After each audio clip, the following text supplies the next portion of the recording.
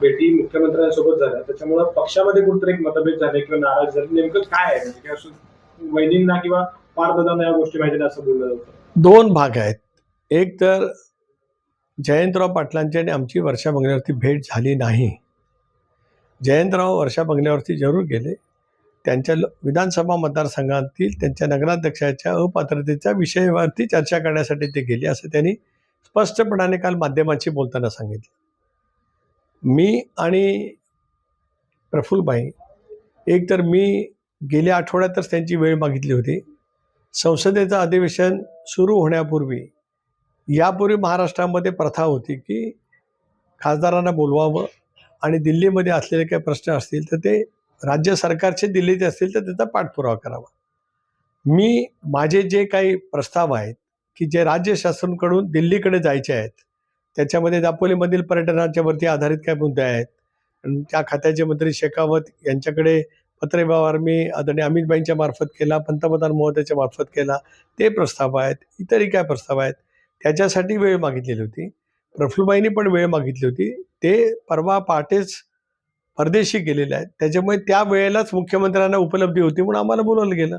त्यामुळे मी कालच सांगितलं पत्रकार परिषदेमध्ये, राजकीय भेट असती तर जरूर वहिनींना आम्ही सांगितलं असतं, परंतु जर का भेट राजकीय नसेल तर सांगण्याचं काय प्रत्यय नाही.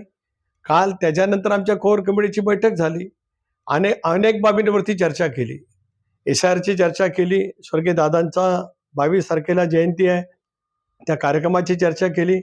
मुख्यमंत्र्यांची भेट झाली, त्याच्याबद्दलची मला जे काही त्याबद्दलचं सांगायचं होतं ते मी त्या ठिकाणी सांगितलं. त्याच्यामुळे काय भाषणाचं काही कारण नाही.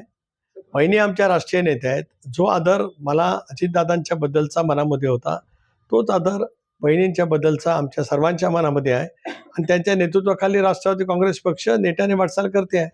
आमदार रवी राणा असं म्हणतात की राजकारणात अशक्य गोष्टी शक्य झालेल्या आहेत. त्याच पद्धतीने 15 दिवसात दोन्ही राष्ट्रवादी एकत्र येतील आणि कदाचित केंद्रीय मंत्री सुप्रिया सुळे असतील.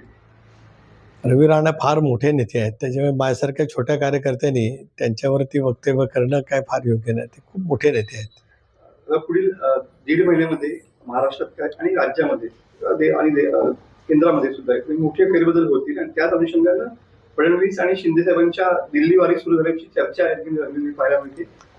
काय सांगतात? शिंदे साहेब दिल्लीला नियमितपणाने त्यांच्या खासदारांच्या प्रश्नाच्यासाठी केंद्र सरकारकडे, त्यांच्याकडे जे महत्त्वाचे विभाग आहेत, नगर विकास, गृहनिर्माण, रस्ते विकास महामंडळ, या निमित्ताने जात असतात.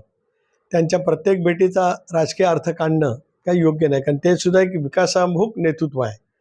एकनाथराव शिंदे साहेबसुद्धा मुख्यमंत्री आहेत. मुख्यमंत्र्यांचे अनेक प्रश्न, राज्य सरकारचे अनेक बाबी आज केंद्र सरकारकडे आहेत. अशा वेळेला ते जातात. भारतीय जनता पक्षाचं शिस्त नेतृत्व दिल्लीमध्ये आहे, त्यानिमित्ताने जातात. आता काल आज मुख्यमंत्री दिल्लीत गेलेत काय मला माहीत नाही. मी रत्नागिरीत आहे. पण साहेब याचे राजकारणात मोठे बदल पाहायला मिळतील 1.5 महिन्यामध्ये. एक तर 20 तारखेपासून म्हणजे सोमवारपासून संसदेचं 3 आठवड्याचं अधिवेशन आहे. ज्या अधिवेशनामध्ये कदाचित हे बिल येण्याची शक्यता नाकारता येत नाही. त्यामुळे आज सर्वांचं लक्ष किंवा आम्हा NDA मधल्या सहभागी मित्राचं अधिक लक्ष अधिवेशनावरती आहे आणि येणाऱ्या त्या विधेयकाच्यावरती आहे. त्यामुळे मग 1.5 महिन्यामध्ये नेमक्या काय घडामोडी आहेत, काळाच्या उदरात कुठे दडलेल्या असतील तर कदाचित स्वातंत्र्य दिनाच्या नंतर, तुम्ही 1.5 महिना म्हटल्याच्या नंतर 15 ऑगस्टचा स्वातंत्र्य दिन होईल. लाल किल्ल्यावरून पंतप्रधान महोदयांचं देशाला उद्देशून भाषण होईल. पुढच्या वर्षाचा संकल्प पंतप्रधान महोदय त्या ठिकाणी करतील. त्यानंतर काय उलाढाले असतील तर तुम्हाला माहिती असतील तर आम्ही सांगू. असू शकतात, नसूही शकतात. पण साहेब कसं आहे, आता करता आणि करणं, तुम्ही जर ह्या गोष्टी म्हटलात की राजकीय भेटी नाहीये, तर आता जर राजकारण पाहता याच्यावरती किती विश्वास ठेवायचा जनतेनं सगळ्या? राज्यात लक्ष तुमच्याकडे आणि तिकडे केंद्रात लक्ष अमितभाई शहांकडे. नाही, माझ्याकडे राज्यात लक्ष असतं इतका मी मोठा नाही. पण एक खरं आहे की या सगळ्या प्रक्रियेमध्ये एक प्रदेश राष्ट्रवादी काँग्रेस पक्षाचा अध्यक्ष म्हणून आणि स्वर्गीय अजितदादांचा सहकारी म्हणून काय भूमिका करावी लागत असते. ते मी नेटाने पक्षाच्या हिताच्या दृष्टिकोनातून आमचे विधिमंडळातील सहकारी आमदार त्यांच्या विकासाच्या प्रश्नाच्या दृष्टिकोनातून सतर्कपणाने ती माझी भूमिका मी सतत घेत असतो. सर, तुम्ही शेवटचा प्रश्न म्हणजे जरी तुम्ही म्हटलात की गाठीभेटी या प्रत्येक राजकीय अर्थ काढू नये, मग असं म्हटलं की करताना करणे या सध्या गोष्टी म्हणजे राज्यातल्या राजकारणात सगळं बघितलं तर तसं काही आलबेल नाही असं की आपण गॅरंटेड देऊ शकत नाही. त्याच्यामुळे तुम्ही ज्या गोष्टी नाकारला की विलिनीकरण असेल किंवा कुठल्याही इतर राजकीय चर्चा सगळं ते ठामपणे आता आपण म्हणू शकतो जनतेसाठी म्हणून त्याचं काहीच होणार नाही. एक असं आहे की राजकारण प्रभावित आहे. एक या क्षणाला त्याची चर्चा नाही, पण कधी चर्चा कुठल्या केव्हा येऊ शकतील याचा अंदाज मी आज करू शकत नाही. मला आज विचाराल तर आज तशी कुठेही धुसरशी शक्यता नाही. पण गतिमान राजकारणामध्ये अनेक बाबी आहेत. आता उद्या विधेयकाच्या बाजूनी जे काय संबंध दिल्लीमध्ये मतदानाच्या निमित्ताने जी प्रक्रिया होईल, आपण बघा ना, पश्चिम बंगालच्या निवडणुकीच्या नंतर तृणमूल काँग्रेस जी एक हाती सत्ता 15-20 वर्ष ममता दीदींच्या ताब्यामध्ये होती, तिथे जे काय राजकारण झालं आहे किंवा त्याच्यातला जो काय फेरबदल झाला आहे, मागच्याच अधिवेशनात तृणमूलचे सगळे खासदार ज्या ताकदीने या विधेयकाला विरोध करत होते, कारण माझी जागा बसायची, माझ्या बाजूलाच अभिषेक बॅनर्जी बसतात जे आज त्यांचे नेते आहेत, त्यांच्या बाजूला कल्याण बॅनर्जी बसतात. 3 आसनांची जागा आहे, त्या 2 नंबरच्या रांगेत आम्ही आहोत. तिथे तृणमूल काँग्रेसमध्ये झालेली फूट पाहायला मिळते आहे. DMK जे आज राहुल गांधींच्या बाजूला, वेणुगोपालच्या बाजूला बाळूसाहेब बसतात. DMKने पत्र दिलं की आता आम्हाला काँग्रेसच्या बाजूला बसायचं नाही, आमची आसन व्यवस्था स्वतंत्र करा. हे आम्ही एप्रिल महिन्यामध्ये अधिवेशन ज्यावेळेला संपलं, सायनाडाईन झालं, त्यावेळेला कधीच अभिप्रेत नव्हतं. म्हणजे त्या 2 विधानसभेच्या निवडणुकीने देशातल्या राजकारणामध्ये इतका कमालीचा बदल केला. ज्या मजबूतीने इंडिया आघाडीने 230 मतं मिळवली होती, त्या आघाडीमध्ये आज 50-60 मतं बाजूला गेल्याचं चित्र दिसत आहे. त्यामुळे इतक्या घडामोडी काही दिवसामध्ये घडू शकतात. तर पुढे काय घडेल असं मी तरी काय सांगू शकतो. कोणाला माहिती होतं की ममता दीदींचा 2 विधानसभा मतदारसंघात पराजय होईल? कोणाला माहिती होतं की स्टॅलिनसारखे कर्तबगार नेते स्वतः विधानसभेमध्ये मुख्यमंत्री जे आहेत ते पराभूत होऊ शकतील?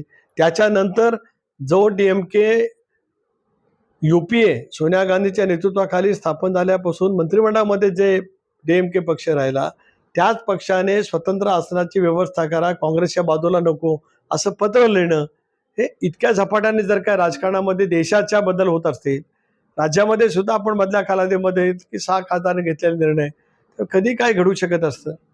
तर वेगळा विषय, जंतर मंतरचं आंदोलन सध्या राजकीय विषय झालेला आहे. स्वतः उद्धव ठाकरे साहेब सुद्धा या ठिकाणी मुंबईमध्ये त्या 20 आंदोलन करण्याच्या तयारीमध्ये असल्याचं पाहायला मिळतंय. कसं बघताय याच्याकडे जंतर मंतरचं आंदोलन? नाही, आंदोलनाची योग्य ती दखल केंद्र सरकारने निश्चितपणाने घेतलेली आहे. अंशुक यांच्या ज्या काय मागण्या असतील त्या संदर्भामध्ये केंद्र सरकार विचार करेल. आणि ज्या वेळेला दिल्लीला जाऊ त्यावेळेला आता परवाच सोमवारपासून अधिवेशन सुरू होतं, त्यामुळे त्याच वेळेला NDAची बैठक मंगळवारी बोलवलेली आहे. कालच निरोप आला की पंतप्रधानांच्या उपस्थितीमध्ये मंगळवारी सकाळी NDAच्या खासदारांची बैठक आहे. त्यावेळेला मी तिथे असेनच, अमित भाईंची पण भेट होईल, त्याला कळेल नेमकं काय चालू आहे. त्या अनुषंगाने महाराष्ट्रात पण तोच मुद्दा धरून महाराष्ट्रात आंदोलन आज आता एक विरोधी पक्ष म्हणून त्यांना त्यांची जी काही भूमिका घ्यावी लागत असेल ती त्यांनी घेतली, तर त्याच्यात आम्हाला कोणाला काय वेगळं वाटायचं काही कारण नाही. नागपूरमध्ये रामरक्षा आंदोलन करण्यात येणार आहे उद्धव ठाकरे यांच्याकडून. रामरक्षा पटल फडणवीसांनी यामध्ये सहभागी व्हावं असं देखील पत्र शिवसेनेकडून त्यांना देण्यात आलेलं आहे. जय श्रीराम. चला. यांनी काल रात्री उशिरा मुख्यमंत्री देवेंद्र फडणवीस यांची भेट घेतलेली आहे. काही प्रशासकीय खात्यांसंदर्भात चर्चा झाल्याची देखील माहिती जी आहे ती समोर आलेली आहे. काय सांगायला? नाही, मला या संदर्भात काय माहिती असण्याचं काही कारण नाही. पार्थ राष्ट्रवादीचा युवा कार्यकर्ता आहे, नेता आहे, संसदेमध्ये प्रतिनिधित्व राज्यसभेमध्ये करतात, त्याच्यामुळे ते भेटू शकतात. त्याच्यामध्ये काही वावगं वाटण्याचं काही कारण नाही. अगदी प्रशासकीय कामावरती संघटनेच्या कामाची जरी त्यांनी चर्चा केली तर त्याच्यामध्ये वेगळं वाटण्याचं काही कारण येत नाही. अर्थखात्यावरून सध्या घमासान सुरू असलेलं पाहायला मिळत आहे.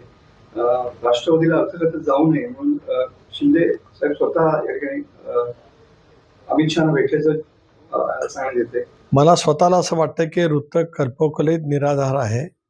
याचं कारण असं की आदरणीय एकनाथराव शिंदे साहेब जे मुख्यमंत्री आहेत, ज्यांनी मधल्या कालावधीमध्ये परिवर्तन करत असताना राज्याचं मुख्यमंत्रीपद भूषवलेलं आहे उत्तम पद्धतीने, अशा वेळेला इतर पक्षाला विशिष्ट विभाग देऊ नये असं ते म्हणतील असं मला स्वतःला का वाटत नाहीत. ते एक त्यांच्या पद्धतीने एक वेगळ्या पैचं राजकारण करणारे एक ते व्यक्तिमत्व आहे. त्यामुळे आपल्या मित्र पक्षाला काय मिळू नये किंवा काय मिळावं या बाबतीमध्ये ते कधी बोलले आहेत असं मला गेल्या 3 वर्षामध्ये कधी जाणवलेलं नाही. सुसंस्कृतपणाने त्यांच्या पक्षाच्या वाढीसाठी जे करायचं आहे ते करण्यासंदर्भात ते कणखरपणाने पावलं उचलत असतात आणि ते जी काही पावलं उचलत असतात त्याला अनेक वेळेला यश मिळत असतं. त्यामुळे त्यांचं कर्तृत्व ते त्या पद्धतीने दाखवतात. पण राष्ट्रवादी काँग्रेस पक्षाशी त्यांचे संबंध सौहार्दाचे आहेत.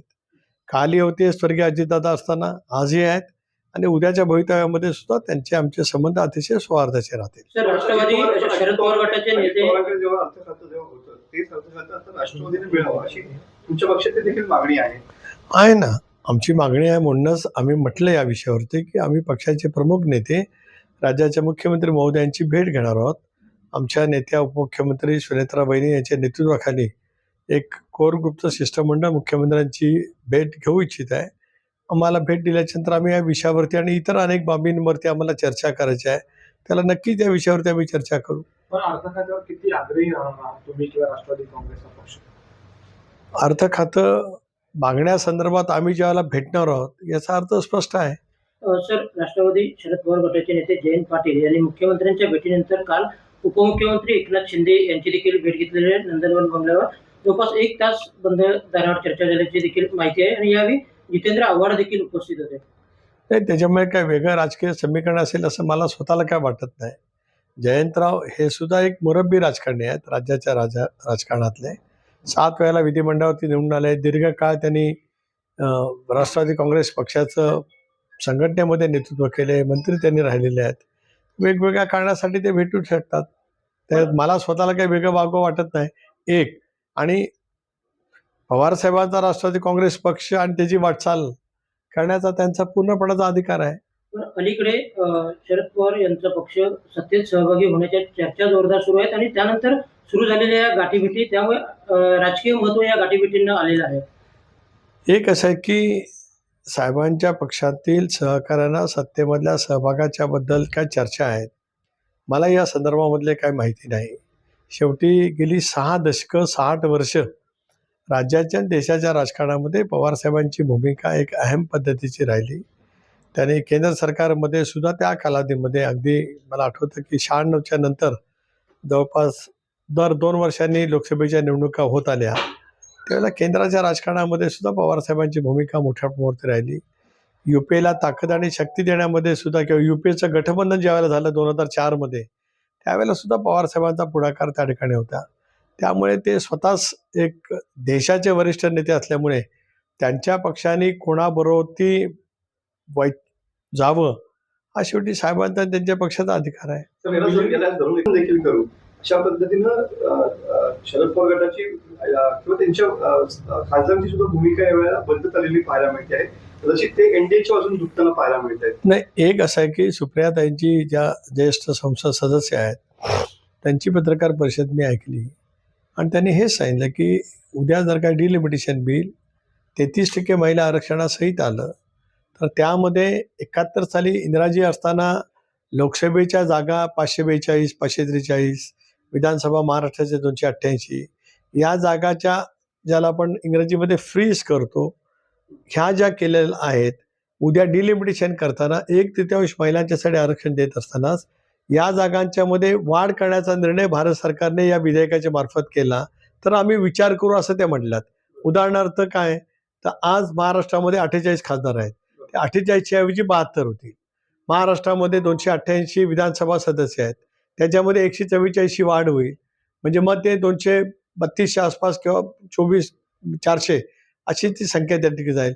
अशा वेळेला आम्ही युपीएमध्ये चर्चा करून विचार करू असं सुप्रियाताई म्हणाल्या. त्या एक जबाबदार नेते आहेत त्याच्यामुळे ते त्या पद्धतीने बोलतात. विलिनीकरणाबाबत ज्या काही चर्चा सुरू असतात काय म्हणजे असं देखील चर्चा ते मला एक त्याच्यातला अजब तर्क समजू शकत नाही की उद्या 2 राष्ट्रवादी काँग्रेस पक्षामध्ये विलिनीकरण करायचं असेल तर ते वर्षा बंगल्यावरती जाऊन चर्चा करण्याचा काय प्रश्न येईल त्याच्यात, मला काय त्याच्यातलं कळू शकलं नाही. एक स्वर्गीय अजितदादा असताना विलिनीकरणाची चर्चा झाली होती का तर झाली होती. ही अखेरच्या टप्प्यात गेलेली होती. दादांचं दुर्दैवी निधन 28 जानेवारीला झालं नसतं तर कदाचित 15-20 फेब्रुवारीच्या आसपास याचा उल्लेख आदरणीय पवारसाहेबांनी किंवा पवारसाहेबांच्या पक्षाच्या प्रमुख नेत्यांनी जो केला की 12-15 फेब्रुवारीची तारीख ठरली होती, कदाचित त्या तारखेला दादांच्या नियोजनाप्रमाणे विलिनीकरण होऊ शकलं असतं. पण दादांच्या दुर्दैवी निधनानंतर राजकीय समीकरण पूर्णपणाने बदललेलं आहे आणि मधल्या कालावधीमध्ये सुप्रियाताई असतील, शशिकांत शिंदे असतील, त्यांनी आता विलिनीकरण हा मुद्दा संपुष्टात येऊन आता आम्ही पक्ष बांधणीचं काम सुरू करतो असं म्हटलेलं आहे. ॲज फार ॲज आम्ही राष्ट्रवादी काँग्रेस पक्ष विचार बघता आमच्याकडे अशापैकी कुठली चर्चा आज नाही. पवारसाहेबांच्या राष्ट्रवादी काँग्रेस पक्षाच्याकडनं या विषयावरती चर्चा बंद झाले अशा पैचं ठाम मत पक्षाच्या नेतृत्वाने त्या ठिकाणी व्यक्त केलेलं आहे. त्यामुळे असं नजीकच्या कालावधीमध्ये कुठे चर्चा संभवत नाही. पण आपण म्हणताय तसं काही त्यावेळेला येईल त्यावेळेला बघू. पण दादा हयात असताना अशा विलिनीकरणाच्या कोणत्याही चर्चा झालेल्या नव्हत्या असं राष्ट्रवादी अजित पवार राष्ट्रवादीकडूनच अनेक नेत्यांनी म्हटलेलं होतं त्यावेळी. नाही, इतरांनी काय म्हटलं होतं मला माहीत नाही. मी एवढंच म्हटलं होतं की चर्चा दादांच्या पातळीवरती पूर्ण केल्या होत्या. दादा आमचे राष्ट्रीय नेते सर्व होते. त्यामुळे त्या संदर्भात चर्चा करण्याचा त्यांचा पूर्णपणाचा अधिकार होता आणि त्या पद्धतीने त्यांच्या चर्चा केल्या. ते अखेरच्या टप्प्यात आल्या असत्या तर आमच्याजवळ त्यांनी चर्चा अधिक माहिती सांगितली असती. मला चर्चा सुरू आहेत, काय पद्धतीने आहे त्याची माहिती दादांनी मला नक्की त्या ठिकाणी दिलेली होती. आता त्यांनी ठरवलेला जो फॉर्म्युला होता जो मलाही ज्ञात होता ते त्याच्यानंतरचे सगळे दादांच्या दुर्दैवी निधनाच्या नंतरची सगळीच राजकीय समीकरणं पूर्णपणाने बदललेली असल्यामुळे आता तो विषय समोर नाही. सर, तुमच्या त्या गाठीभेटी झाल्या म्हणजे विलिनीकरण हा जर वेगळा मुद्दा राहिला तर त्याच्यावर चर्चा सुरू झाल्या. पण तुम्ही जयंत पाटील साहेब असतील किंवा तुम्ही